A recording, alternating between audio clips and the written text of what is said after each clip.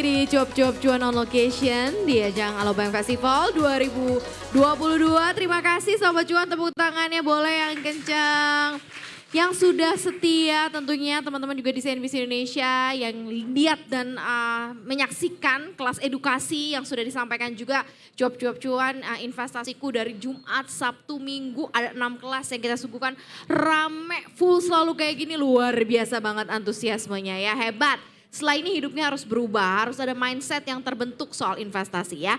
Menjawab tadi pertanyaan terakhir Mas, seperti mungkin singkat-singkat saja untuk bagaimana mengelola di kondisi saat sudah pensiun, kemudian kondisi portonya lagi nggak baik-baik aja gitu Mas. Ya.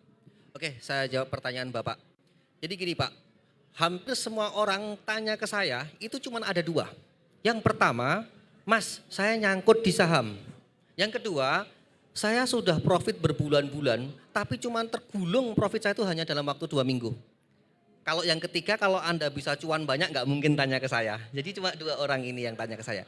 Nah kalau untuk pertanyaan tadi, itu gini, memang kita dalam menganalisa saham itu kita harus mengakui sebuah kesalahan. Itu yang terjadi dengan diri saya waktu itu.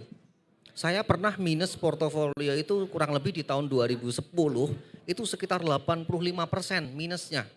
Parah banget. Apa yang saya lakukan waktu itu? Ya saya dalam hati saya udah ini kalau ibarat penyakit itu sudah stadium 4. Kalau kita mau berharap naik, kita nggak tahu kapan. Kemudian strateginya juga serba membingungkan karena udah terlanjur dalam. Kita average ya kalau naik. Kalau nanti nggak naik gimana? Susah juga kan, nggak tahu. Ya udah, saya waktu itu tutup mata, akui kesalahan, saya cut semuanya.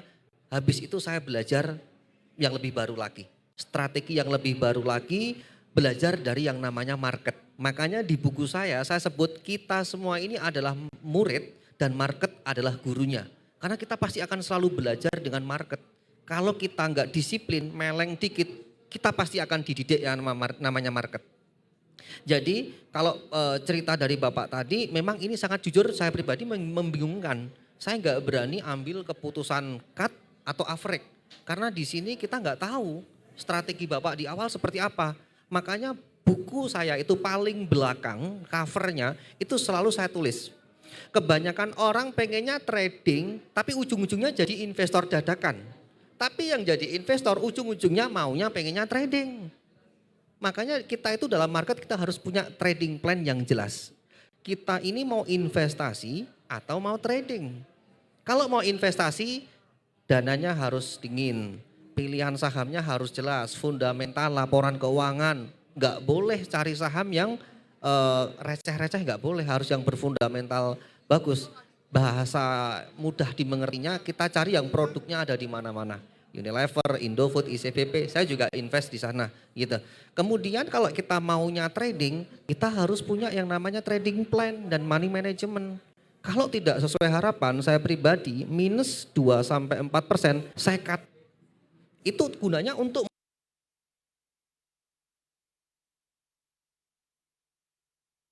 turun, kita baru bingung.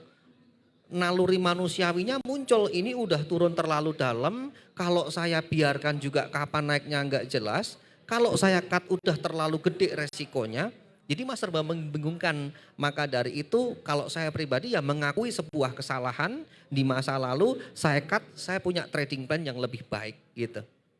Benar-benar menjawab ya Pak ya. Mungkin kalau untuk lebih lanjutnya nanti di off air bisa langsung todong aja Mas Bekti ya. Ini mungkin konklusi masing-masing, kita balik lagi ke saham sebagai investasi untuk masa depan, untuk hari tua. Mungkin dari Kak Olive, dari Galif, juga dari Mas Bekti ya.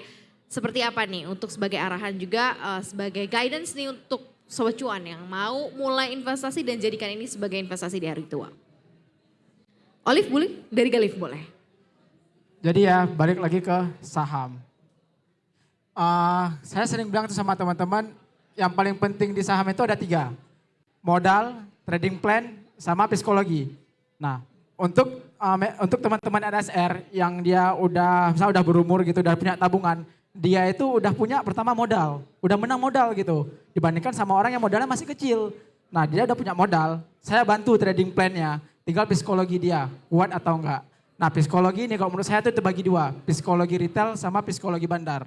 Apa bedanya? Kalau psikologi retail itu udah terbang baru beli, Psikologi retail itu pas udah naik tinggi-tinggi udah 20%, 30%, baru HKA inflow margin gitu. Itu psikologi retail.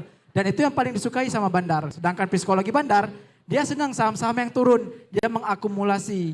Kenapa kita nggak beli pas akumulasi? Ikutan bagaimana cara bandar itu bermain. Kita selalu bilang kan ke teman-teman kita atau ke yang lain-lain, enak kali ya jadi bandar selalu menang di market, bandar nggak pernah kalah. Lalu kenapa kita masih mempertahankan ego kita yang menggunakan psikologi retail tadi? Kita nggak mau sabar tuh. Kita nggak mau sabar sedikit lebih lama. Sehingga pas dia terbang nanti ya kita tinggal jual. Jangan beli saham yang udah resiko lebih besar daripada reward. Itu aja kuncinya. Kalau trading plan saya pribadi itu cuma satu kuncinya. Risk harus lebih kecil daripada reward.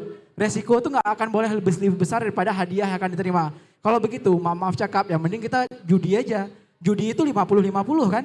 Menang, kalau kita benar kita menang, kalah kita rugi gitu. Daripada kita mau beli saham-saham yang udah tinggi, itu bagi saya pribadi. Jadi kalau menurut saya ya balik lagi, andai kata kita misalnya ini masih investor muda ya, atau kita masih baru main, itu jangan pakai, kalau saya bilang jangan mindset kita tuh modal 1 juta pengen jadi 1 M. Itu bohong besar, bahasa kasarnya. Walau ya kita kalau kita bilang dalam 20 tahun, dalam 10 tahun, dalam 5 tahun, why not? Siapa yang nggak tahu gitu kan. Tapi sekarang kan orang, Min bisa nggak saya main saham dapat duit 500.000 per hari. Saya tanya berapa modalnya? 2 juta, saya blok langsung. Jadi kan itu kayak kalau modal 2 juta dapat 500.000 per hari itu tuh 25% loh. Ya 25% ya, 25% per hari. Tapi kalau dia ngomong ke saya, Min saya cukup 500.000 per hari, berapa modal? 100 juta, oke. Saya ajari gitu. Jadi balik lagi ke mindset kita, jangan mindset kita kayak modal kecil mau cepat kaya gitu, itu yang jangan. Karena niatan pengen cepat kaya tadi, itu sebenarnya yang bikin kita hancur di hidup itu gitu. Oke, thank you Galif. Ini waktunya soalnya mepet nih ya. Olive silakan singkat aja. Oke, jadi kalau kita pakai kacamata investasi balik lagi penurunan indeks atau harga saham itu tidak bisa kita hindarkan. Even yang kayak Peter Lynch aja dia pernah ngerasain market crash tahun 87. Bahkan nggak sampai setahun marketnya pulih lagi gitu ya. Tinggal balik lagi mungkin kalau terjadi market crash mana saham yang perlu kita pertahankan, mana yang perlu kita ganti. Karena balik lagi investor bisa aja kok cut loss.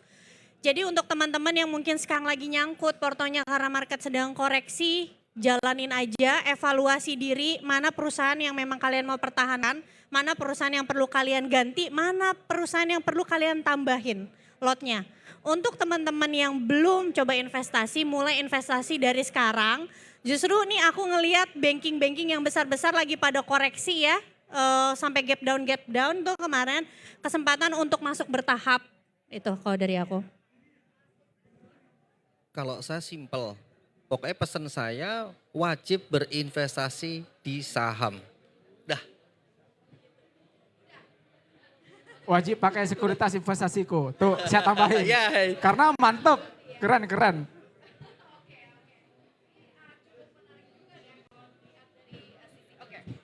Pinjam ya, tiba-tiba disabotase semesta nih kayaknya.